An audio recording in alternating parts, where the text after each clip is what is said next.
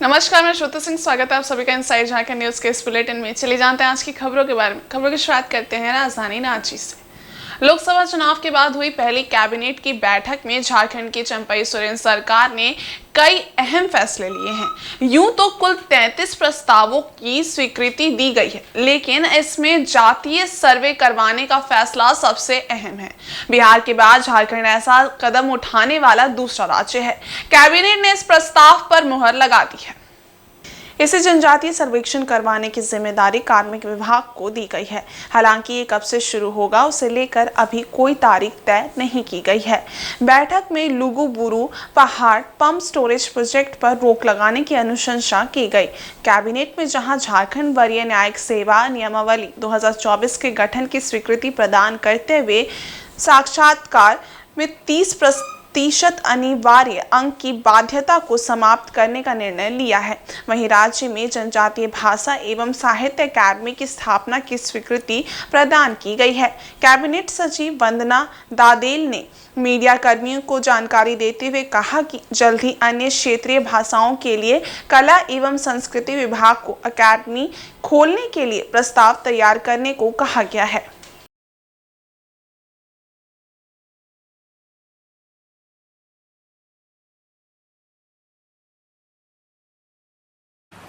प्रस्ताव संख्या 29 उच्च एवं तकनीकी शिक्षा चाईबासा अंतर्गत सरायकेला खरसावां जिले के राजनगर में डिग्री महाविद्यालय के निर्माण कार्य हेतु 39 करोड़ 15 लाख 61 हजार रुपए मात्र की प्रशासनिक स्वीकृति के संबंध में। प्रस्ताव संख्या 30 उच्च एवं तकनीकी शिक्षा विभाग से कोल्हान विश्वविद्यालय चाईबासा अंतर्गत सरायकेला खरसावां जिले के गम्हरिया में डिग्री महाविद्यालय के निर्माण कार्य हेतु 37 करोड़ 58 लाख 89 हजार रुपए मात्र की प्रशासनिक स्वीकृति के संबंध में।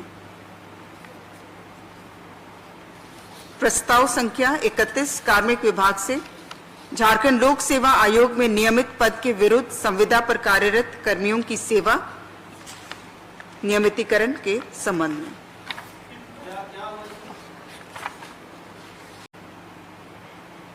प्रस्ताव संख्या 33 मंत्रिमंडल सचिवालय एवं निगरानी विभाग से झारखंड विधानमंडल सदस्यों का वेतन भत्ता और पेंशन नियमावली 2015, झारखंड विधानमंडल सचेतक सुविधा और भत्ता नियमावली 2015, झारखंड के मंत्रियों का वेतन एवं भत्ता नियमावली 2015, झारखंड विधानसभा के पदाधिकारी वेतन एवं भत्ता नियमावली 2015 तथा झारखंड विधान मंडल नेता विरोधी दल वेतन और भत्ता नियमावली 2015 में संशोधन के संबंध में। दूसरी ओर रांची में कैबिनेट की बैठक खत्म होने के बाद प्रोजेक्ट बिल्डिंग से बाहर निकले मुख्यमंत्री चंपई सोरेन ने कहा कि हमने कास्ट सेंसस के लिए विभाग का चयन कर लिया है और उसके बाद हम आगे का काम आगे बढ़ाएंगे। वहीं मंत्रिमंडल के विस्तार को लेकर कहा कि गठबंधन की बात है, गठबंधन में बैठकर ये फैसला लिया जाएगा। वहीं उन्होंने कहा कि झारखंड में जल्द ही बहालियां नियुक्तियां की जाएंगी। वहीं भाजपा द्वारा शिवराज सिंह चौहान और हिमंता विश्व शर्मा को बीजेपी झारखंड चुनाव प्रभारी नियुक्त किए जाने पर उन्होंने कहा कि वो कितने हैवी नेता हैं हमें पता नहीं है। उनका दल चुनाव के बाद भयभीत है, इसलिए वो अभी से हाय तौबा कर रहे हैं, लेकिन हमारा महागठबंधन मजबूत है। कितना भी कुछ करे हम लोग मजबूती के साथ आगे भी रहेंगे। आपका बहाली का प्रक्रिया हमारा शुरू हो चुका बड़ा तेजी से, और वो जो भी आप बोलते हैं वो सब को भी हम लोग इस साल और ये 2-3 महीना सितंबर तक में बहुत ज़्यादा हम लोग नियुक्ति हम लोग देने जा रहे हैं। देखिए, आप लोग साथ भेंट किया होगा, हमको तो कभी कितना हैवी है केरिंग उसको हमको पता नहीं है। वो उनका दल की बात है, वो दल ही चुनाव के बाद उसका भयभीत है ना, इसीलिए वो अभी से हाई तौबा कर रहा है। लेकिन हमारा महागठबंधन बड़ा मजबूत है, जितना ही कुछ करे ये हम लोग बहुत मजबूत के सका आगे भी हम लोग रहेंगे।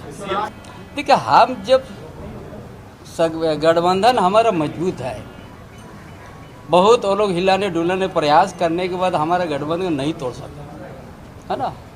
इसीलिए हम लोग पहले से मजबूत तैयारी है। वहीं सरायकेला जिले के आदित्यपुर थाना अंतर्गत कल्पनापुरी स्थित पहाड़ी के पास बुधवार की रात स्क्रैप कारोबारी विक्की नंदी के करीबी विवेक सिंह की बदमाशों ने गोली मारकर हत्या कर दी।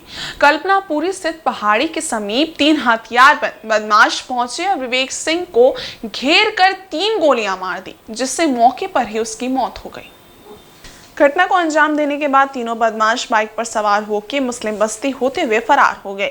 विवेक सिंह स्क्रैप कारोबारी विक्की नंदी का करीबी था और उसके घर से जुड़ा हुआ था। मृतक फाइनेंस कंपनी के लिए गाड़ी टानने का काम भी करता था।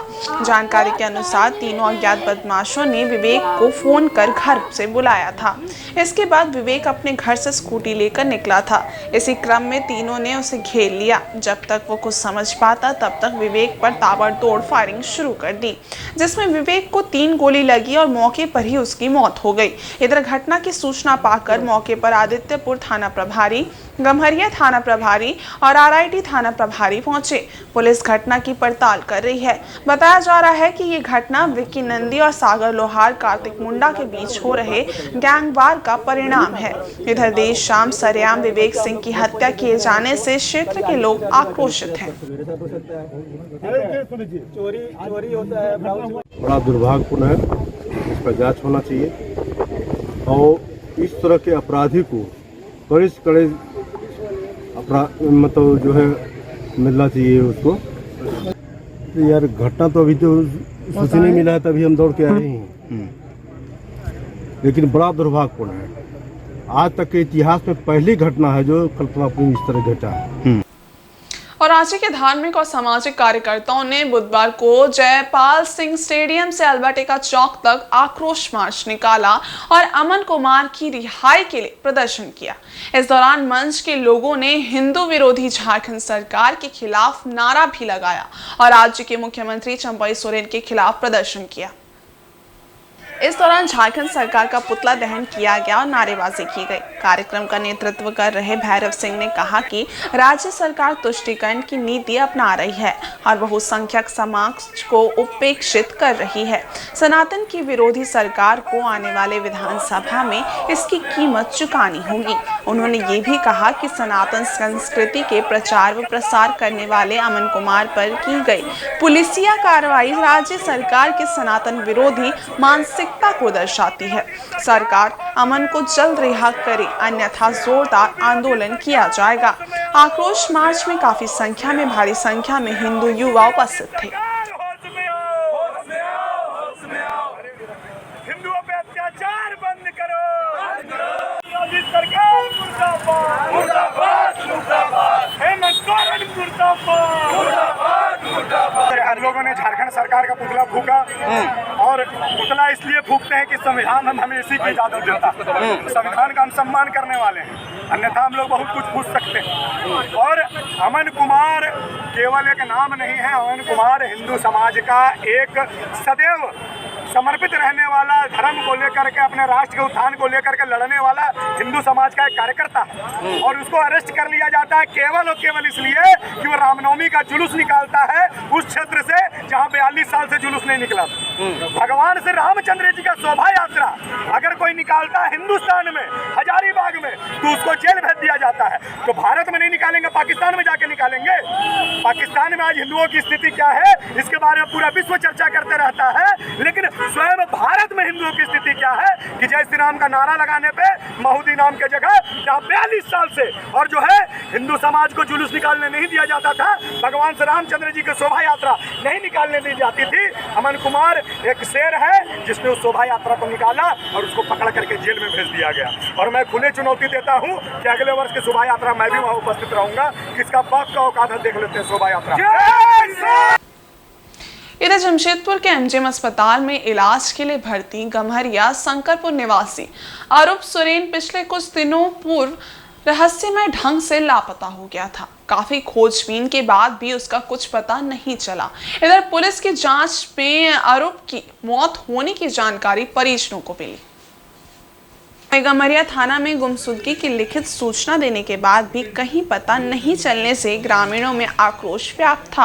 आक्रोशित ग्रामीणों ने बुधवार को खेरवाल सानवता जाहिरगाड़ समिति कलिकापुर टायो गेट के सचिव भोमरा माझी के नेतृत्व में गम्हरिया थाना में प्रदर्शन किया। थाना प्रभारी राजू ने कहा कि दुर्घटना में इलाज के दौरान उसकी मौत हो गई थी।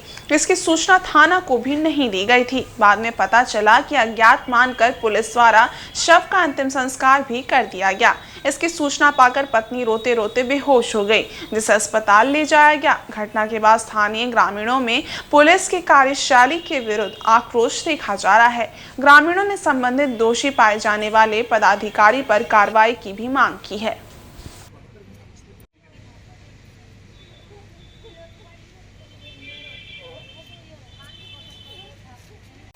झारखंड सचिवालय सेवा के सभी पदाधिकारियों ने बुधवार को अपनी मांगों के समर्थन में काला बिल्ला लगाकर कार्य करते हुए प्रदर्शन किया। ये प्रदर्शन पिछले 15 दिनों से चल रहे आंदोलन का हिस्सा है, जिसमें पदाधिकारी अपनी विभिन्न मांगों को लेकर सरकार से गुहार लगा रहे हैं।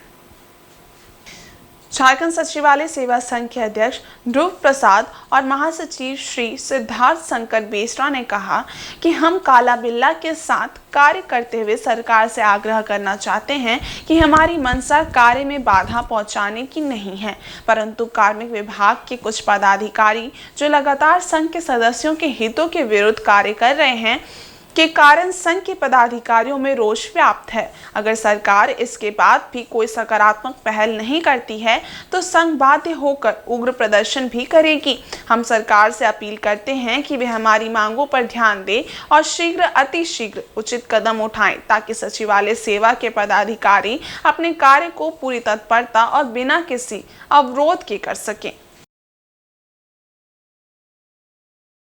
सरकार के समक्ष हमारी बहुत सारे लंबित मांगे हैं, जिसका अभी तक सरकार के स्तर से कोई सकारात्मक जवाब नहीं मिला है, जिसके चलते आज हम लोग काला बिल्ला लगाकर विरोध प्रदर्शन कर रहे हैं। कल भी हम लोग का काला बिल्ला वाला विरोध प्रदर्शन है और अगले सप्ताह 27 तारीख को जो है हम लोग का आधा बेला का पेन डाउन प्रोग्राम है। इससे पहले हम लोग 11 जून को जो है मौन प्रदर्शन किए थे, फिर भी जो है सरकार के स्तर से अभी तक कोई सकारात्मक जवाब नहीं मिला है। सरकार के समक्ष हम लोग का जो है उप सचिव का 41 और संयुक्त सचिव का जो है अतिरिक्त 24 पदों के सृजन के लिए जो है मांग लंबित है। इसके अलावा 3286 के आलोक में अकार्यात्मक वेतन वृद्धि और 3286 के आलोक में प्रोन्नति है, और जो हम लोग का शिशु शिक्षण भत्ता आदि और भी बहुत सारा मांग है। और रिक्ति में जो है अविलंब नियुक्ति के लिए भी सरकार के समक्ष हम लोग जो है मांग रखे हैं। वहीं सरायकेला जिले के आदित्यपुर थाना अंतर्गत स्ट्राइक मोड़ मांझी टोला जाने वाले सड़क किनारे स्थित एयरटेल आउटलेट दुकान में बीते देर रात शॉर्ट सर्किट के कारण भीषण आग लग गई। इस घटना में बगल में स्थित एक अन्य दुकान भी पूरी तरह से जलकर खाक हो गई। बताया जाता है कि एयरटेल आउटलेट के बंद दुकान में बीते देर रात शॉर्ट सर्किट से आग लग गई। देखते ही देखते आग ने विकराल रूप धारण कर लिया और पूरी दुकान जल गई। वहीं इस घटना में आउटलेट दुकान के ठीक बगल में स्थित एक चिकन शॉप भी जलकर राख हो गया। हालांकि बंद चिकन शॉप में रखे मुर्गों को कोई नुकसान नहीं हुआ। घटना के संबंध में जानकारी देते हुए एयरटेल आउटलेट के प्रोपराइटर गोपाल पाल ने बताया कि गुरुवार तड़के सुबह 4 बजे उन्हें स्थानीय लोगों ने फोन कर आग लगने की जानकारी दी। इसके बाद वे भागते हुए दुकान पहुंचे। फौरन झारखंड अग्निशमन विभाग को सूचित किया गया। मौके पर पहुंची दमकल की गाड़ियों ने काफी मशक्कत के बाद आग को बुझाया। दुकान मालिक ने बताया है कि दोनों दुकानों के जलने से लाखों का नुकसान हुआ है।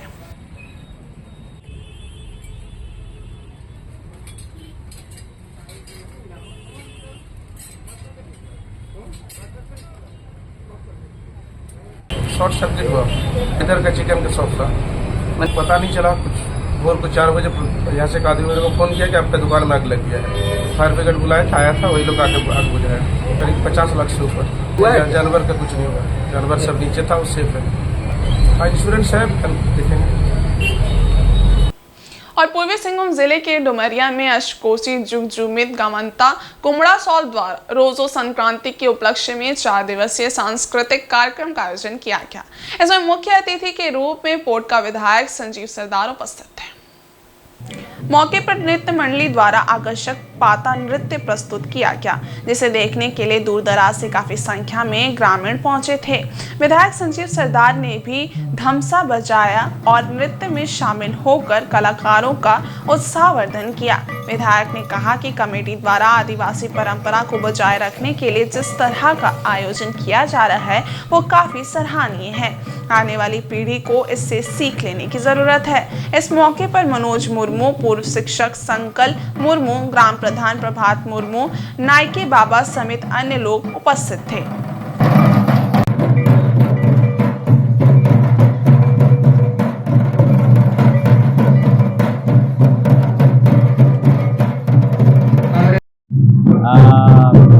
अखड़ा कमेटी द्वारा आज यहाँ के रोजो संक्रांति के शुभ अवसर पर सांस्कृतिक कार्यक्रम का आयोजन किया गया है और मैं बहुत बहुत धन्यवाद देना चाहता हूँ कि आज इस गांव का इतिहास देखा जाए और इतिहास से आज तक पीढ़ी दर पीढ़ी अपना संस्कृति परंपरा को बचाए रखने के लिए भी वर्तमान समय में हमारे युवा साथी लोग इसको आगे लेके जा रहे हैं। कारण यही है कि हम लोग सबको ही समझते हैं, जानते हैं, हमारा जब तक संस्कृति परंपरा और रहेगा तभी जाके हम लोग झारखंडी बचे रहेंगे। और साथ ही साथ हमारा भी प्रयास रहेगा कि संस्कृति परंपरा और कैसे आने वाला पीढ़ी को ये लोग अपने पे सीख के आने वाला पीढ़ी तक सिखाएं। इधर झारखंड प्रदेश युवा कांग्रेस कमेटी ने रांची स्थित राजभवन के समीप नीट परीक्षा परिणाम में हुए भ्रष्टाचार और देश के छात्रों के भविष्य के साथ खिलवाड़ के खिलाफ 1 दिवसीय धरना दिया। इसका नेतृत्व युवा कांग्रेस कमेटी के प्रदेश अध्यक्ष अभिजीत राज ने किया। इसमें सभी प्रदेश, जिला एवं विधानसभा स्तर के पदाधिकारी एवं कार्यकर्ता शामिल थे। प्रदेश अध्यक्ष अभिजीत राज ने कहा कि केंद्र की युवा विरोधी भ्रष्ट सरकार के खिलाफ ये एक सांकेतिक उलगुलान है। उन्होंने नीट परीक्षा परिणाम में हुई गड़बड़ी की अविलंब जांच कराने और मामले में दोषी पाए जाने वाले किसी भी व्यक्ति संगठन के खिलाफ सख्त कार्रवाई करने की मांग की है।